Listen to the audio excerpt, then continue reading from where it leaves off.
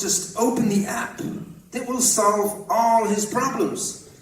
Shared mobility is not only about moving people around, it's about moving goods and people in the most efficient way.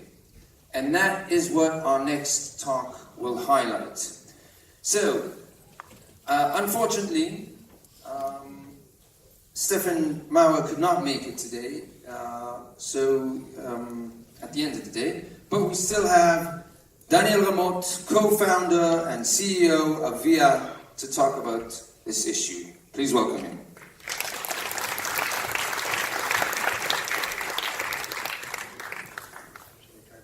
Thank you very much.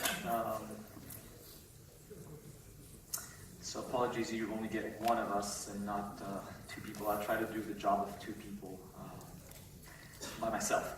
I'm going to try to tell you a little bit about how we at iLLiA think about mobility and the future of mobility, in particular urban mobility, and try to convince you of a certain vision for how urban mobility will evolve, at least the way we see it.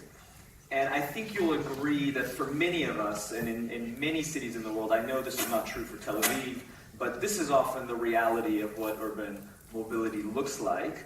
And when we try to move towards alternatives that are, in theory, would be more efficient, oftentimes we end up with this. So we are in a situation where either we're using a convenient mode that in theory could be efficient, but it is overwhelming our infrastructure, and our infrastructure is unable to keep up with the demand, in essence, or we end up using a shared mobility solution that is simply inefficient and doesn't end up working. And what we do know, though, is that when we have a good public transportation system, a good enough public transportation system, as we do, for example, in London or Paris, it will actually be extremely successful and capture most of the market share for urban transportation in that city. And what we have here is an analysis that we have done at iLLiA. We took a study done by the Brookings Institute in the United States, where the Brookings Institute ranked the 100 largest metropolitan areas in the US from 1 to 100 based on the quality of their public transportation service. 1 being the worst, 100 being the best. And what you can see is that as the quality of the public transit system gets better, exponentially more people will use it. And correspondingly, fewer and fewer people rapidly will see the percentage of people who own a car will rapidly decline. So what we know is that once we get to a city like New York, where we have a really great, maybe not the most pleasant, but a really great public transportation system, more than half of the population of New York City is commuting by public transportation, and fewer than 50% of households in New York, and that includes all the outer boroughs, Staten Island, the Bronx, where public transportation is actually not that great. Even if you include all those guys, we still see that fewer than 50% of households own a car. So we know that when we have a good enough public transportation system, it wins. It takes over the majority of the market. The problem is that to build a New York, Tokyo, what have you, London-style public transportation system is incredibly expensive and would be prohibitive to do in every city in the US or the world. And so we need another solution, and if we come up with a good enough solution, then we have a really good shot of taking over what Goldman Sachs, at least about a year ago, estimated to be a $7 trillion a year global market for ground transportation. And so what we at iLLiA believe is that the solution is networks of dynamic shuttles that look much like this, and hopefully once you get it, you feel like this.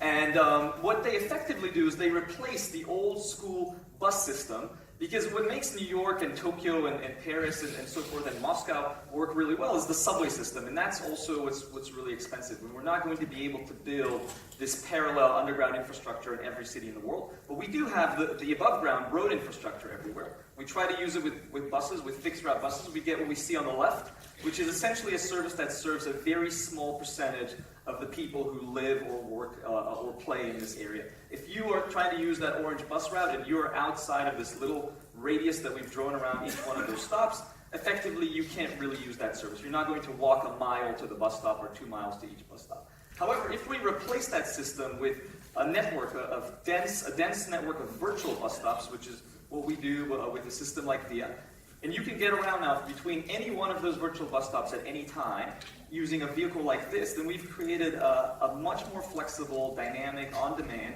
asset-light system that costs very little to deploy.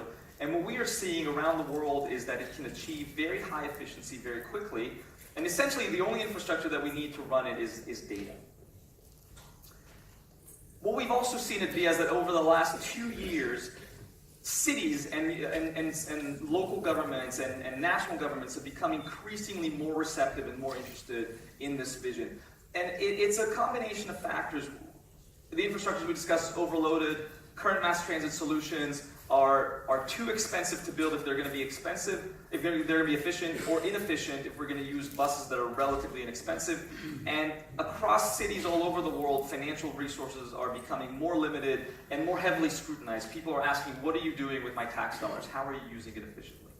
And what we have seen is that over the last few years, cities from Singapore, LA, London, Sydney, and many more cities all over the world are looking to deploy new solutions, in particular on-demand, dynamic, transit, sometimes referred to as microtransit as well.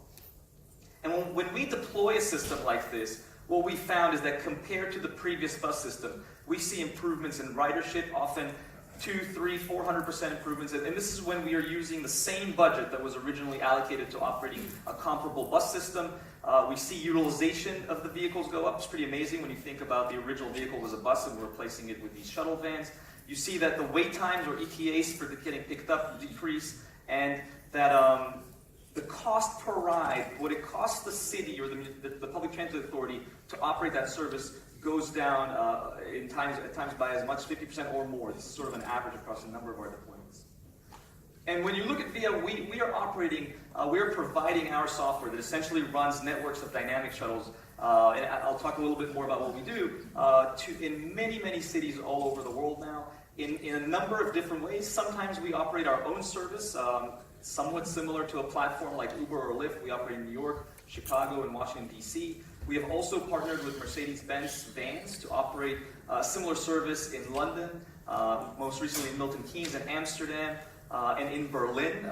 Those are all VIA van services. That is our joint venture company that we have built with Daimler, with Mercedes-Benz vans. And we also partner with all of these cities that you see all over the world, with transit authorities, with corporations, with sometimes directly with the to provide dynamic on-demand services using our app and our algorithms and our technology for routing passengers whose routes overlap, putting them together in the same vehicle and getting them to the destination directly and quickly. We have about 40 to 50 now different deployments all over the world that have either launched or are about to launch. And we've completed more than 40 million dynamic shared rides across the world since we launched about 5 years ago. Just as one example, I think one of the most interesting deployments that we have is a partnership with Mercedes-Benz van and the BVG in Berlin to launch a service that launched about 6 weeks ago called Böllkuning. That service, so operating a VIA-like service, a dynamic shared shuttle in Berlin is illegal. It goes against the regulations. So together with Daimler, we approached the BVG, which is the Public Transit Authority of Berlin. They operate much of the public transit system in Berlin, the trams, the buses, some of the subways, and we asked them to work with us to allow us to deploy a VIA-like service in Berlin. Fortunately, we encountered Henry Konecke, who is the CFO and one of the board members of the BVG, who was very enthusiastic about this. I think he's a real visionary in this sense. And we worked together to acquire a license, a special license from the Berlin Senate, in order to be able to launch a service like this. And this service launched 6 weeks ago, started only with nights and weekends just to trial it, had tremendous response, and 2 weeks ago expanded to 24/7. So if you go to Berlin, you can still take the bus, you can still take the subway, you can take a tram, but you can now also book a Böllkuning, which is part of the BVG system, powered by VIA's technology, that can take you between any one of thousands of virtual bus stops anywhere in the city to anywhere else in the city for give or take €5, wherever you need to go. And if you're a senior or have any other kind of concession, you can apply that concession just like you would to the bus, to this Böllkuning service. And we believe that if we're able to deploy this all over the world, this can replace, not only supplement bus services and potentially replace underperforming, underutilized bus lines, but also eventually be sufficiently convenient and sufficiently low cost to replace the private car. And then we can hopefully avoid that picture which we started, which is, again, I think our current experience of what urban transit often is. So with that, thank you very much. It's a pleasure.